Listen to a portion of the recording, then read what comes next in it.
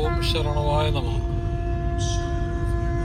കഴിഞ്ഞ കുറച്ച് ദിവസങ്ങളിൽ നമ്മളെ വീഡിയോസ് ഒന്നും കാണാത്തപ്പോൾ പലരും എന്നോട് വിളിച്ചു ചോദിക്കേണ്ടായി, ഫോണിലൂടെ വിളിച്ചു ചോദിക്കേണ്ടായി, മെസ്സേജിലൂടെ ചോദിക്കേണ്ടായി, എന്ത് പറ്റി, ഗുരുജി സുഖമില്ലായിരുന്നോ, സംഗീത്ജി സുഖമില്ലായിരുന്നോ എന്നൊക്കെ പറഞ്ഞ് വിളിച്ചു. അപ്പോൾ അത് കേട്ടപ്പോൾ സത്യത്തിൽ സന്തോഷം. കാര്യം ആ സ്നേഹത്തിന് വളരെയധികം നന്ദി എല്ലാവരോടും. സുഖമില്ലാഞ്ഞിട്ടല്ല, പഴനിയിലെ നമ്മുടെ ഷഷ്ടിയുടെ അന്നദാനത്തിന് ശേഷം എനിക്ക് കുറച്ച് കാര്യങ്ങൾ ആണ്ടവൻ, നമ്മുടെ my lord my God my Murugan കുറച്ച് കാര്യങ്ങൾ ഏൽപ്പിച്ചിരുന്നു. അതിനുള്ള ഒരു കാര്യങ്ങൾ ചിന്തിക്കുമ്പോൾ നമ്മൾ അതിൻ്റെ കോൺസെൻട്രേഷൻ വളരെയധികം ഹെവി ആയിട്ട് എടുക്കേണ്ടതുകൊണ്ടാണ് നമുക്കങ്ങനെ നമുക്ക് എന്താ പറയുക, അവിടെ ചെന്ന് ഓരോ ആൾക്കാർക്ക് നമ്മൾ കൊടുക്കുന്ന ഇമ്പോർട്ടൻസ് ഉണ്ടല്ലോ, അതെടുക്കുമ്പോൾ അതിൻ്റെ ഗ്രാവിറ്റി അനുസരിച്ച് ചിലപ്പോൾ നമ്മളൊന്ന് എൻഗേജഡ് ആയി പോകും. ചില സമയത്ത് നമ്മളുടെ കോൺസെൻട്രേഷൻ ഒക്കെ വളരെ വളരെ ഹൈ ആയിട്ടിരുന്നാൽ മാത്രമേ ആ എനർജി ലെവലിൽ നമുക്ക് കാണാനും അവരായിട്ട് സംസാരിക്കാനും സംവേദിക്കാനും പറ്റുള്ളൂ. അപ്പോൾ അതിൻ്റെ ഉള്ളിൽ ഏറ്റവും വലിയൊരു സംഭവം ഞാൻ മനസ്സിലാക്കിയത്, പാലക്കാട് നിന്ന് എന്നെ ഇങ്ങനെ ഒരാൾ വിളിക്കുമായിരുന്നു. അവരുടെ വീട്ടിലെ പ്രശ്നമൊക്കെ പറഞ്ഞ് വിളിച്ചു. അപ്പോൾ വിളിച്ചപ്പോൾ തന്നെ ഞാൻ അവരോട് ചോദിച്ചു, ഇന്ന പ്രോബ്ലംസ് അവരുടെ വീട്ടിലുണ്ടല്ലോ എന്ന് വെച്ചപ്പോൾ അവർ പറഞ്ഞു അങ്ങനെ ശരിയാണ് എന്ന് പറഞ്ഞു. അങ്ങനെ പലരും പറഞ്ഞിട്ടുണ്ടെന്ന് പറഞ്ഞു. ശരി, എനിവേ ഒരു സമയമാകുമ്പോൾ നമ്മളവിടെ എത്തും എന്നുള്ള ചിന്തയുള്ളതുകൊണ്ട്, ആണ്ടവനോട് എത്തിക്കും എന്നുള്ളതുകൊണ്ട് ഞാൻ അങ്ങനെ തന്നെ പറഞ്ഞു. ഒരു ദിവസം പഴനിയിൽ പോയതിൻ്റെ പിറ്റേ ദിവസം ഞാൻ പാലക്കാടൊക്കെ ചെല്ലുക. പാലക്കാട് ചെന്ന് കഴിഞ്ഞ ശേഷം ഞാൻ നല്ല രീതിയിൽ അദ്ദേഹം എന്നെ പാലക്കാട് റെയിൽവേ സ്റ്റേഷനിൽ പിക്ക് ചെയ്തതിന് ശേഷം ഊണ് കഴിക്കാമെന്ന് പറഞ്ഞു. ഊണൊക്കെ കഴിച്ചു. വണ്ടി കയറി കഴിഞ്ഞപ്പോൾ സാധാരണ അങ്ങനെ ഉറങ്ങണമല്ല, എനിക്ക് ഭയങ്കര ഒരു ഉറക്കം വരാനായിട്ട് പറഞ്ഞു. ഞാൻ ഒന്ന് ഉറങ്ങിക്കോട്ടെ എന്ന് ചോദിച്ചു. ശരി, ഉറങ്ങിക്കോളാൻ പറഞ്ഞു. ഞാൻ ഉറങ്ങിക്കഴിഞ്ഞ് കുറച്ച് ഉറങ്ങുക എന്നല്ല, എന്നെ ഉറക്കുക എന്നാണ് പറയുന്നത്. അതേ പറഞ്ഞു, ഉറക്കുക എന്നാണ് പറയുന്നത്. ഞാൻ ശരി അതായിക്കോട്ടെ എന്നുള്ള തീരുമാനത്തിൽ അങ്ങനെ നിന്ന് കൊടുത്തു. ആ ഉറങ്ങണ സമയത്ത് നമ്മൾ എന്താ പറയുക, ആ ഒരു കുറച്ച് സെക്കൻഡ്സ് നമ്മൾ കണ്ണങ്ങ് മയങ്ങുമ്പോൾ നല്ലൊരു ഒരു സ്ത്രീ രൂപം എൻ്റെ മനസ്സിലേക്ക്, നല്ല ലെഫ്റ്റിൽ റൈറ്റിൽ നിന്നും ഇങ്ങനെ മുടി ചീവിയേക്കണം, പഴയ സ്റ്റൈലുള്ള ഒരു സുന്ദരിയായിട്ടുള്ള സ്ത്രീ ഒരു രൂപം എൻ്റെ മുമ്പിലേക്ക് വന്നു. ചന്ദനക്കുറിയൊക്കെ തോന്നുന്നു. അപ്പം ഞാൻ വിചാരിച്ചു, ഈ പെട്ടെന്ന് എൻ്റെ അടുക്ക ഇവർ വരാൻ കാരണം എന്ന് ഞാൻ ചിന്തിച്ച് കണ്ണു തുറന്നിട്ട് ഞാൻ ചോദിച്ചു, നിങ്ങളുടെ വീട്ടിലാരെങ്കിലും ആത്മഹത്യ ചെയ്തിട്ടുണ്ടോ? അവരുടെ മുടിയുടെ സ്റ്റൈൽ ഇങ്ങനെയാണോ, ഇവിടെ നിന്ന് ഇങ്ങനെയാണോ? ആളൊരു സുന്ദരിയായിട്ടുള്ള ഒരു വ്യക്തിയാണ്, ആത്മഹത്യ ചെയ്തിട്ടുണ്ടോ വെച്ചു. അപ്പോൾ ഉടനെ അദ്ദേഹം പറഞ്ഞു, ശരിയാണ് സാർ, അത് അങ്ങനെ ഒരു സംഭവം ഉണ്ടായിട്ടുണ്ട്. അപ്പോൾ അങ്ങനെ ഒരു സംഭവം ഉണ്ടായിരുന്നു. അപ്പോൾ അവർക്ക് എന്നോട് എന്തോ കമ്മ്യൂണിക്കേറ്റ് ചെയ്യാനുണ്ട് എന്നോട്.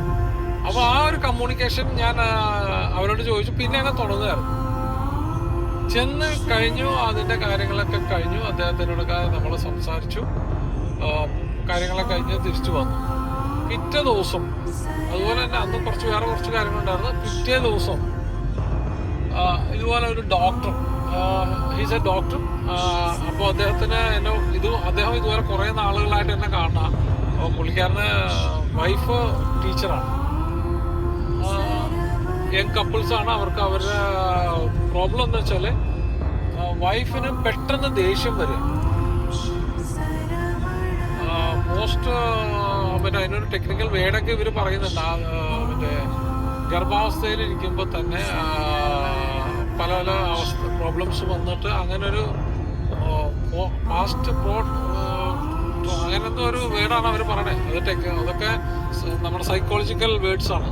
പക്ഷേ എനിക്ക് പറയാനുള്ളത്, അവർ നമ്മളെ കാണാനായിട്ട് ചെന്നിട്ട് നമ്മളോട് ചെല്ലാൻ പറയുന്ന സമയത്ത് അവർ വീട്ടിൽ എറണാകുളം സ്വദേശികളാണ്. എറണാകുളം ടൗണിൽ തന്നെ ഫ്ലാറ്റിലാണ് അവർ താമസിക്കുന്നത്. അവരുടെ സ്വന്തം ഫ്ലാറ്റാണ്, അവരുടെ വീട് അവിടെ തന്നെയാണ്, അവരുടെ ഫാമിലി എല്ലാം അവിടെ തന്നെയാണ്. ഇതിൻ്റെ ഏറ്റവും വലിയ തമാശ എന്ന് വെച്ചാൽ, ഈ പറഞ്ഞ പെൺകുട്ടി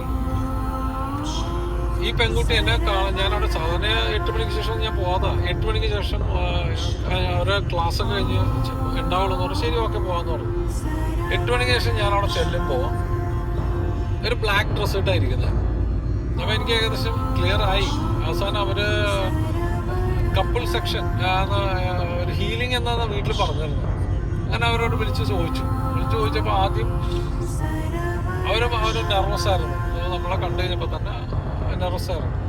അപ്പം ഞാൻ ഇതിനു മുമ്പ് തന്നെ ഇവരോട് ഞാൻ ചോദിച്ചിരുന്നു, ഇദ്ദേഹത്തിൻ്റെ ഹസ്ബൻഡിനോട് ചോദിച്ചിരുന്നു, നിങ്ങൾക്ക് ഒരു 25 വയസ്സിന് താഴെയുള്ള ഒരു കുട്ടിയാണ്, ഒരു പെൺകുട്ടിയാണ്, നിങ്ങളുടെ വൈഫിൻ്റെ റിലേറ്റീവ് ആണോ ഫ്രണ്ടാണോ എന്നൊക്കെ ചോദിച്ചിരുന്നു. അപ്പോൾ അവർ പറഞ്ഞു, സാർ അങ്ങനൊരു സംഭവം ഉണ്ട്, ഇവളുടെ ഈ വൈഫിൻ്റെ പേര് ലക്ഷ്മി. അപ്പോൾ ഈ പറഞ്ഞ ഡോക്ടറുടെ വൈഫിൻ്റെ പേര്, അവരുടെ ഏറ്റവും ക്ലോസ് ആയിട്ടുള്ള ഇവരുടെ എല്ലാ ദുഃഖങ്ങളും പറയുന്ന ഒരു കുട്ടിയുണ്ട്. അവര് സൂയിസൈഡ് ചെയ്തായിരുന്നു. പക്ഷെ അവൾക്കുള്ള ട്രോമകളൊന്നും തന്നെ അവൾ ഇവരോട് പറഞ്ഞിട്ടില്ല. അതാണ് അതിൻ്റെ ഉള്ളിൽ ഏറ്റവും വലിയൊരു സംഭവം. അപ്പൊ ഇവള് മരിക്കുന്ന സമയത്ത് ഇവള് വീഡിയോ ഒക്കെ എടുത്ത് വെച്ചിട്ടൊക്കെയാണ് ഞാൻ മരിച്ചത്. അത് ഈ ലക്ഷ്മി എന്ന് പറഞ്ഞ ഡോക്ടർ വൈഫിന് ഇത് ഉൾക്കൊള്ളാൻ പറ്റുന്നതിനപ്പുറമായിരുന്നു. പിന്നീട് ഇവര് തമ്മിൽ കമ്മ്യൂണിക്കേഷൻ തുടങ്ങി. ഇത് ഡോക്ടർ വൈഫും ഈ പറഞ്ഞ മരിച്ചുപോയ സോണും തമ്മിൽ. അപ്പൊ അതിനുള്ളിൽ പലപ്പോഴും ഈ ഡോക്ടർ വൈഫ് പറയുന്നത്, എപ്പോഴും പറയുന്ന ഒരു കാര്യം, നീ എന്തിനാ ഇവിടെ നിൽക്കണ, തിരിച്ചു വരുവാ, എന്റെ ലോകത്തേക്ക് വരാനാ പറഞ്ഞു.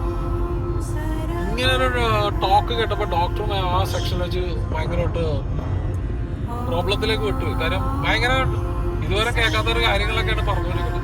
അപ്പൊ നമ്മൾ ആ ഒരു സോളായിട്ട് സംസാരിച്ച് കഴിഞ്ഞപ്പോൾ നമുക്ക് നമ്മളെ ആ ഒരു കാര്യങ്ങൾ മനസ്സിലായി. അന്ന് അവർക്ക് അവരുടെ കാര്യങ്ങളൊക്കെ ക്ലിയർ ചെയ്ത് കൊടുത്തു. അവരുടെ കാര്യങ്ങളൊക്കെ ഒന്ന് ക്ലിയർ ചെയ്ത് കൊടുത്ത് രാത്രിയായി വന്നപ്പോൾ 12 മണിയായി. അങ്ങനെയൊന്നും പോകാത്തതാണ്. പക്ഷെ ചില സാഹചര്യത്തിൽ ആണ്ടവന്റെ തിരുവിളയാടലല്ലേ നടക്കട്ടെ എന്ന് ഞാനും വിചാരിച്ചു. അങ്ങനെ ഒരു സംഭവം ഉണ്ടായി. അപ്പൊ അത് അവർക്ക് വലിയ ആശ്വാസമായി അവർ ആ സെക്ഷൻ കഴിഞ്ഞപ്പോൾ. അവര് ആ ഒരു സെക്ഷൻ കഴിഞ്ഞ ശേഷം അവര് പറഞ്ഞ കുറച്ച് ടെസ്റ്റിമോണിയൽസ് ഉണ്ട്. അത് മുഴുവൻ വൃത്തിയായിട്ട് എഡിറ്റ് ചെയ്യാനൊന്നും പറ്റില്ല. അവർ തന്നെ വെച്ചത്. അപ്പൊ അതിന്റെ ഡീറ്റെയിൽസ് നമ്മുടെ ഗ്രൂപ്പിൽ നമ്മുടെ മുരുകന്റെ ഭക്തജനങ്ങൾക്ക് എല്ലാവർക്കും അയച്ചു കൊടുക്കാൻ ഞാൻ ഇടുന്നുണ്ട്. അതൊന്ന് കണ്ടു നോക്കൂ. എനിക്ക് തോന്നുന്നു ആർക്കെങ്കിലൊക്കെ അവരെന്തിനാണ് അവരിങ്ങനെ പറഞ്ഞതും അതിനെ റെഡിയായെന്ന് വെച്ചാൽ, ആർക്കെങ്കിലുമൊക്കെ ഇതുപോലെ വിഷമങ്ങളുണ്ടെങ്കിൽ മുരുകൻ നമ്മളെ ഏൽപ്പിച്ചേക്കണ ഡ്യൂട്ടി വൃത്തിയായിട്ട് നമ്മൾ ചെയ്യുന്നുണ്ട്. ആണ്ടവന്റെ അനുഗ്രഹം കൊണ്ട് അതെല്ലാം നടക്കുന്നുണ്ട്. കുറെ പേർക്ക് എന്തൊക്കെയോ ആശ്വാസങ്ങൾ നമ്മൾ പകരുന്നുണ്ട്. അത് നിങ്ങളെല്ലാവരും എത്തണമെന്ന് വെച്ചിട്ട് ഞാൻ അതൊന്ന് ഷെയർ ചെയ്യാൻ ഉദ്ദേശിക്കുന്നു. ശരണം.